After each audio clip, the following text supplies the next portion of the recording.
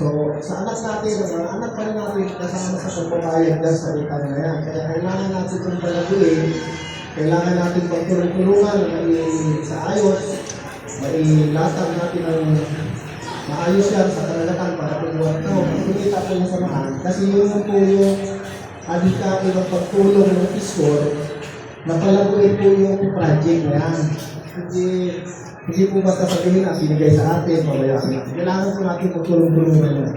Pag dumating po yung project na yan, kung wala po tayong budget para magbayad sa labor, yung labor cost po niyan, bukir sa lang po natin. So, hinihiling po ng pamulukan ng tulong ng ministra na tayo ay mag-isa at ibahagi sa kung ano mga gawain sa project na po na yan. Ay tayo po ba ay willing na kung isa sa atin ay sa mga bahay ng akin. Yun lang.